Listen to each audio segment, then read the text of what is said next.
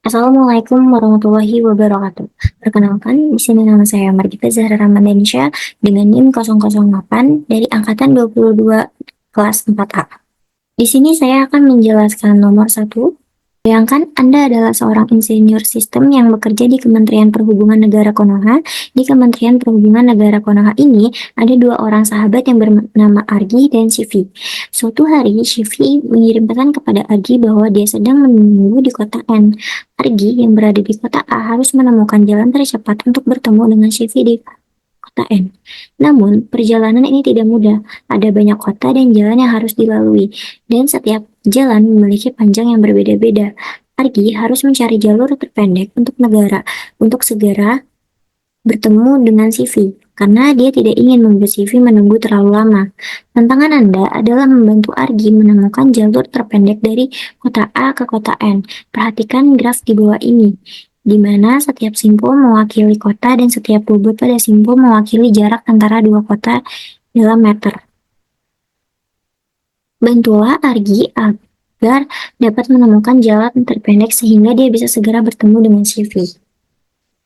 Oke, di sini ada simpul graf eh, dari A sampai N.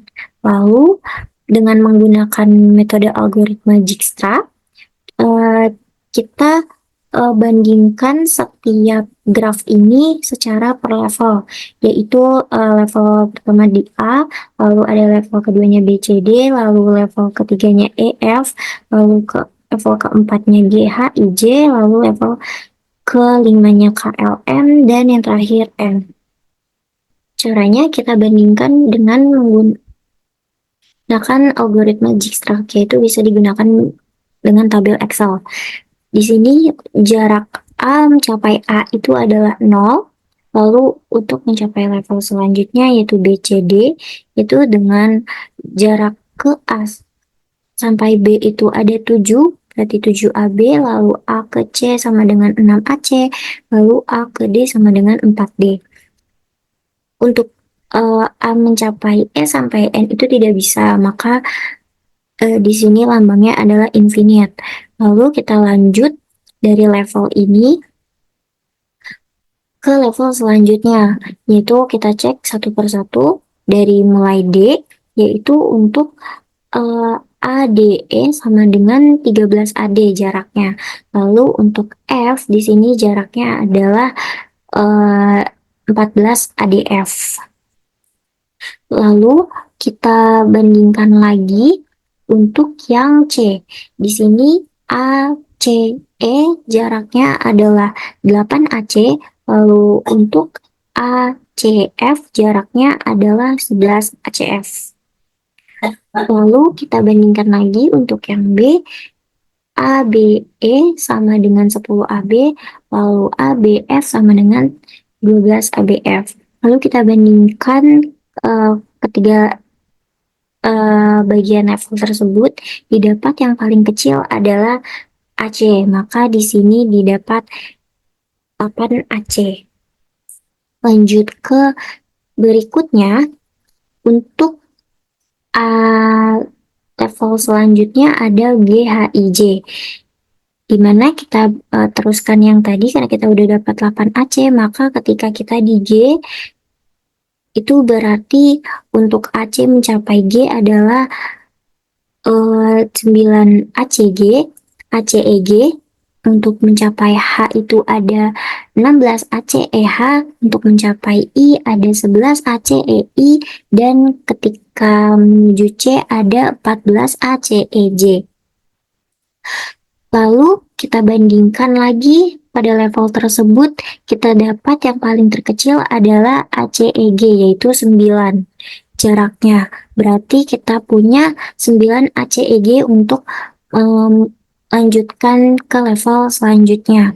Lalu pada jarak KLM per level ini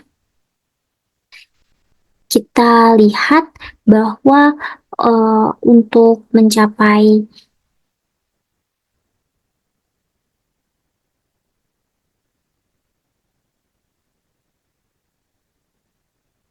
kita punya 9 ACEG.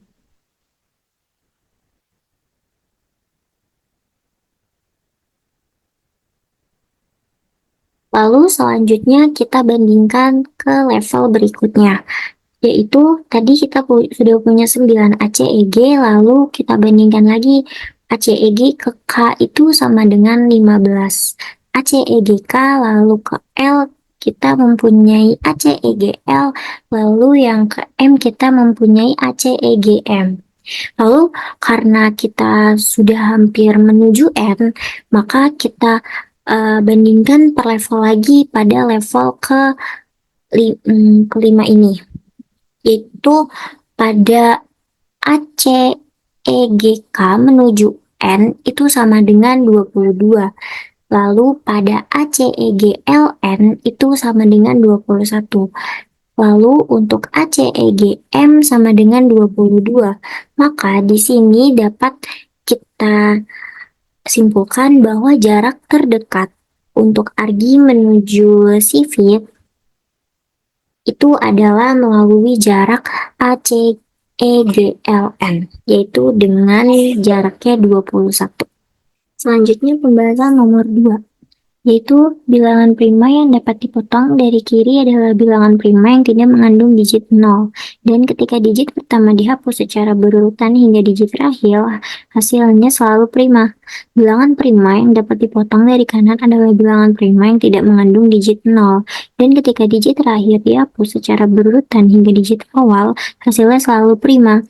Buatlah contoh Python yang mengambil sebuah bilangan bulat sebagai argumen, dan A. Jika bilangan bulat tersebut adalah merupakan bilangan prima yang dapat dipotong dari kiri, return left.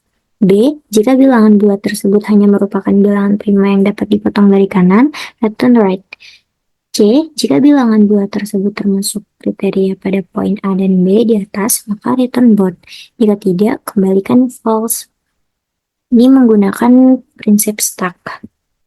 Di sini ada sintaks class stack, yang dimana definisi itu inisialisasi stack dengan list kosong, dan definisi length itu mengembalikan jumlah elemen dalam stack, lalu definisi empty itu mengecek apakah stack kosong, lalu definisi pass adalah untuk menambahkan elemen ke dalam stack, definisi top adalah untuk mengangkat exception jika stack kosong, return self data itu untuk membalikan elemen teratas tanpa menghapusnya, lalu ada definisi pop itu untuk mengangkat exception jika stack kosong, return self data untuk menghapus dan mengembalikan elemen teratas.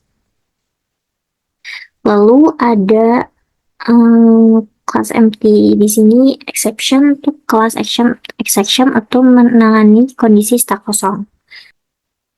Lalu selanjutnya ada fungsi isPrime, yaitu memeriksa apakah n adalah bilangan prima atau bukan. If n lebih dari 1, itu berarti jika nilai n lebih dari 1, maka angka akan masuk ke looping. For i in range 2 sampai n, itu untuk untuk setiap i rentan 2 sampai n min 1. Lalu if n persen i itu sama dengan 0, itu berarti jika n habis dibagi i atau n habis dibagi salah satu i, itu maka akan dikembalikan ke false, dan return false juga jika n kurang dari 1 atau sama dengan 1, maka n bukan bilangan prima. Lalu fungsi isReturn cuttable prime untuk memeriksa apakah n adalah bilangan prima yang bisa dipotong dari kanan. Stack sama dengan stack ini untuk membuat objek stack untuk menyimpan nilai n pada setiap iterasi. Lalu looping hingga n lebih besar dari 0. If not is prime return false, berarti jika n bukan bilangan prima, maka kembalikan ke false. Terus stack pass ini tambahkan n ke dalam stack, lalu cetak nilai n pada setiap iterasi. Lalu n slice sama dengan 10 itu berarti hapus digit terakhir dari n dengan operasi integer division. Maka jika semua potongan adalah bilangan prima, maka kembalikan ke true. Lalu selanjutnya ada fungsi is left truncatable prime, itu untuk memeriksa apakah n adalah bilangan prima yang bisa dipotong dari kiri. Lalu loop hingga n lebih besar dari 0. Jika n bukan bilangan prima, maka kembalikan ke false. Lalu cetak nilai n pada setiap iterasi. If n lebih besar dari 10 itu, artinya jika n memiliki lebih dari satu digit, maka n sama dengan integer string n 1. Berarti hapus digit pertama dengan mengkonversi n ke string dan memotong digit pertama dan mengkonversinya kembali ke integer. Else n sama dengan 0. Else n sama dengan 0. Jika n hanya memiliki satu digit, atur n ke 0 untuk keluar dari loop. Return true itu untuk jika semua potongan adalah bilangan prima, maka kembalikan ke true. Lalu fungsi truncatable prime itu untuk memeriksa apakah n adalah bilangan prima yang bisa dipotong dari kiri, kanan, atau keduanya. If 0 in string n, return false itu berarti jika n mengandung digit 0, maka kembalikan ke false. Lalu periksa apakah n bisa dipotong dari kiri dan kanan dengan memanggil fungsi left sama dengan is left truncatable prime n dan right sama dengan is right truncatable prime n. Lalu jika dia bisa dihapus dari kiri dan kanan, berarti return both. Lalu kalau misalkan dia hanya bisa dipotong dari kiri, maka return left. Dan kalau misalkan dia hanya bisa dipotong dari kanan, maka return right.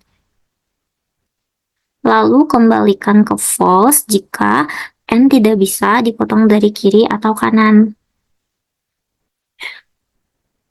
Lalu selanjutnya ada fungsi explain truncatable prime. Itu untuk menjelaskan hasil dari fungsi truncatable prime untuk n. Result sama dengan truncatable prime n itu untuk memanggil fungsi truncatable prime dan menyimpan hasilnya dalam variabel result. Lalu mencetak penjelasan berdasarkan nilai result. Jika result-nya adalah jika result adalah both, cetak bahwa n adalah bilangan prima yang dapat dipotong dari kiri dan kanan. Elif-nya jika result adalah left, maka bilangan n adalah bilangan prima yang dapat dipotong dari kiri. Lalu jika resultnya adalah right, maka bilangan n. Dan jika result adalah false, maka bilangan n bukan bilangan prima yang dapat dipotong dari kiri maupun kanan. Lalu di sini ada fungsi untuk menjalankan script dari kitanya langsung dengan cara memasukkan, misalkan kita masukkan angka 3797, maka yang terjadi adalah 3797 adalah bilangan prima yang dapat dipotong dari kiri dan kanan. Itu sebagai berikut.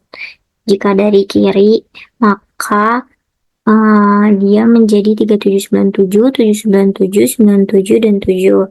Lalu jika dia plus dari kanan, maka menjadi 3797, 379, 37, dan 3. Lalu selanjutnya ada nomor 3, yaitu perjalanan tak terlupakan.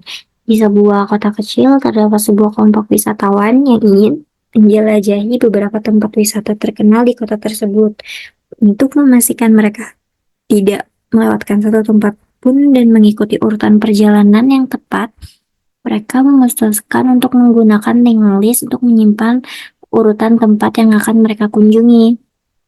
Setiap tempat wisata diawali oleh sebuah not dalam link list yang berisi informasi tentang nama tempat dan jarak ke tempat wisata berikutnya. Ketika mereka mengunjungi sebuah tempat wisata, mereka akan mencatat jarak total yang telah mereka tempuh. Berikut ini daftar tempat wisata yang akan mereka kunjungi dalam urutan yang telah ditentukan. Yang pertama, Museum Kota itu sejarak 20 km ke tempat berikutnya, Taman Kota sejarak 1,5 km ke tempat berikutnya, Pantai Indah sejarak 3 km ke tempat berikutnya, Kebun Binatang 4,5 km ke tempat berikutnya, Pusat Perbelanjaan 2,5 km ke tempat berikutnya, dan Menara Kota 1 km ke tempat berikutnya. Lalu di sini menggunakan kelas LinkQ-nya, kelas dalam kelas note untuk mempresentasikan simpul dalam linked list. Menggunakan slots untuk mengoptimalkan penggunaan memori, dan fungsi init itu untuk konstruktor inisialisasi sebuah simpul dengan elemen, pointer next, dan jarak. Fungsi learn untuk mengembalikan panjang antrian, fungsi empty itu untuk memeriksa apakah antrian kosong, lalu fungsi deq untuk menghapus elemen dari depan antrian dan mengembalikannya. Lalu selanjutnya ada menghitung dan mengembalikan total jarak dari semua elemen dalam antrian menggunakan fungsi calculate total distance. Ini kita iterasi dari underscore head sampai simpul terakhir, lalu ditambahin setiap jarak ke total underscore distance, lalu kembalikan total jaraknya. Lalu ada menambahkan elemen baru ke belakang antrian dengan jarak terkait, yaitu fungsi dari enq untuk news sama dengan self note itu membuat simpul baru dengan elemen dan jarak. Lalu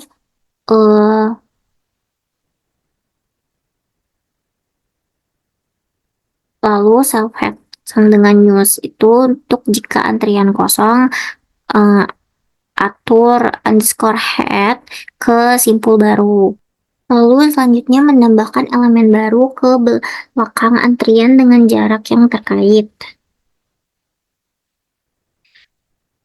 Di sini news self underscore note ini berfungsi untuk membuat simpul baru dengan elemen dan jarak. Lalu self underscore head sama dengan news jika antrian kosong, set underscore head-nya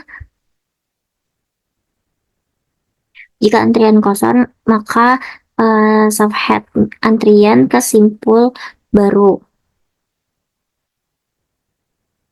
Terus jika tidak kosong, maka hubungkan si self underscore tail ke simpul baru. Lalu self underscore tail perbarui ekor, lalu self underscore tail sama dengan news, maka perbarui tail antrian ke simpul baru. Dan self size sama dengan 1 itu untuk menambahkan ukuran antrian. Lalu cetak daftar tempat wisata yang dikunjungi dan total jarak yang ditempuh. Lalu ada representasi string dari antrian untuk mengembalikan daftar elemen sebagai string. Result append itu untuk menambahkan setiap elemen ke dalam hasil, lalu dipindahkan ke simpul berikutnya. Jadi setiap kali kita menjalankan enqueue, kita akan melihat output yang dicetak ke konsol. Lalu untuk menunjukkan tempat wisata yang baru, ditambahkan ke antrian beserta total jarak yang sudah ditempuh. Seperti hasilnya itu seperti ini. Jadi nanti dia akan semakin bertambah setiap kita mengunjungi kota tersebut dan jaraknya juga akan semakin bertambah. Maka dari jarak maka dari kota awal sampai ke kota akhir itu menempuh jarak 14,5 km. Selanjutnya ada soal nomor 4, itu tentang manajemen antrian di taman hiburan. Di sini tantangannya adalah yang pertama, pengelolaan antrian prioritas. Yang A, ada 3 jenis tiket yang dijual, yaitu reguler, VIP, dan super VIP. Yang B, pengunjung dengan tiket super VIP harus mendapatkan prioritas tertinggi, diikuti oleh VIP dan kemudian reguler. Lalu, yang C, buatlah sistem antrian yang memastikan pengunjung diprioritaskan sesuai dengan tiket mereka, namun tetap mempertahankan urutan kedatangan di antara pengunjung dengan jenis tiket yang sama. Penyeimbangan waktu. Yang kedua, penyeimbangan waktu.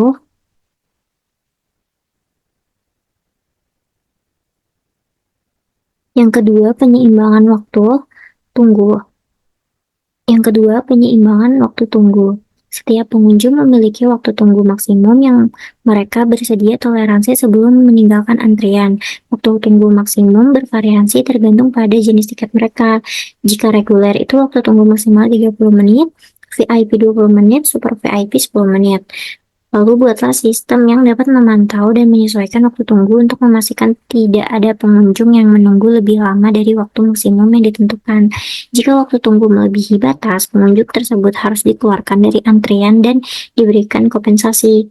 Yang C, pengunjung yang menerima kompensasi akan mendapatkan prioritas pada antrian berikutnya, terlepas dari jenis tiket mereka dan tidak ditempatkan dalam antrian khusus untuk memastikan mereka mendapatkan akses cepat ke wahana.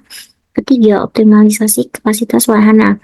Roller coaster hanya dapat menampung 24 orang dalam satu perjalanan. Anda harus mengelola antrian untuk memastikan setiap perjalanan roller coaster diisi dengan seoptimal mungkin tanpa melanggar aturan prioritas tiket. Yang C, jika memungkinkan, setiap perjalanan harus diisi oleh kombinasi pengunjung dari ketiga jenis tiket untuk menjaga kepuasan pelanggan. Yang D, sistem harus bisa menangani situasi di mana jumlah pengunjung dalam antrean tidak mencukupi untuk mengisi 24 tepat dalam satu perjalanan. Jika antrean tidak penuh, perjalanan tetap dapat dilakukan dengan penumpang yang ada. Keempat, penanganan ketidakseimbangan antrean.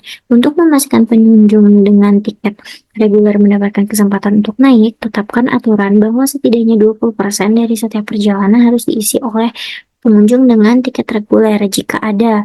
Yang B, jika ada ketidakseimbangan yang signifikan dalam jumlah pengunjung dari masing-masing jenis tiket, sistem harus menyesuaikan alokasi tempat untuk memastikan keadilan.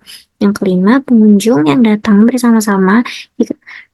Jika pengunjung datang dalam kelompok dengan jenis tiket yang berbeda, sistem harus berusaha menjaga kelompok tersebut bersama-sama sejauh mungkin tanpa melanggar aturan prioritas dan kapasitas. Jika perlu, kelompok tersebut dapat dibagi ke perjalanan yang berbeda dengan prioritas tiket yang sama, namun dengan waktu tunggu seminimal mungkin di antara perjalanan tersebut.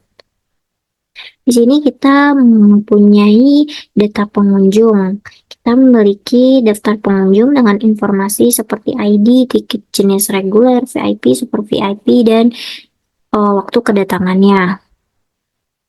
Lalu kita di sini memproses maksimal waktu tunggunya. Setiap jenis tiket tiket itu memiliki waktu maksimal yang diperbolehkan untuk menunggu sebelum mereka dapat naik ke roller coaster. Ya, yaitu kalau misalkan reguler itu 30 menit, VIP 20 menit, dan super VIP itu 10 menit. Lalu fungsi admins ini untuk menambahkan jumlah menit tertentu ke waktu kedatangan. Maka kita dapat menghitung waktu tunggu maksimal untuk setiap pengunjung. Lalu ada proses penambahan data. Di sini kita menambahkan informasi terkait waktu tunggu maksimal ke setiap pengunjung berdasarkan jenis tiket mereka. Waktu kedatangan mereka itu ditambah dengan waktu maksimal yang diperbolehkan sesuai dengan jenis tiket. Lalu ada inisialisasi variabel antrian. Itu proses antrian, yaitu menyiapkan variabel untuk menyimpan antrian, yaitu menetapkan ukuran maximum ride, list untuk menyimpan antrian, list untuk menyimpan ride saat ini, dan variabel untuk menyimpan waktu berangkat maksimal saat ini.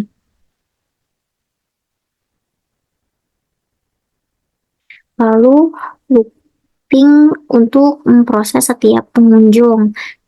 Kita iterasi melalui setiap pengunjung yang kita atur dengan waktu tunggu maksimal untuk setiap pengunjung. Jika waktu kedatangan melewati waktu berangkat maksimal saat ini atau ride sudah penuh, maka maka akan menyimpan ride yang sudah selesai ke dalam antrian. Lalu kita akan konversi waktu kedatangan mereka ke dalam format datetime. Untuk memudahkan kita membandingkan dan mengelola waktunya. Lalu kita periksa apakah sudah waktunya untuk membuat ride baru. Kalau waktu kedatangan melewati waktu berangkat maksimal sudah ditetapkan atau jika ride-nya sudah penuh. Jika iya, maka kita simpan ride yang sudah selesai ke dalam antrian. Lalu reset variabel untuk ke ride berikutnya. Lalu kita tambahkan pengunjung saat ini ke dalam ride saat ini. Tambahkan pengunjung saat ini ke dalam ride saat ini. Dan update waktu berangkat maksimal jika diperlukan. Sini terus penyimpanan ride terakhir setelah selesai di loop, maka kita pastikan untuk menyimpan ride terakhir ke dalam antrian.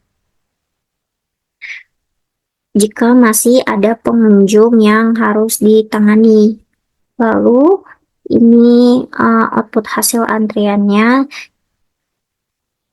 untuk setiap ride dalam antrian. Maka kalau di run itu jadinya tampilannya seperti ini. Jadi di sini ada keterangannya dari nomor antrian, terus jenis tiketnya, waktu kedatangan, dan waktu tunggu maksimalnya. Sekian penjelasan dari saya. Terima kasih. Wassalamualaikum warahmatullahi wabarakatuh.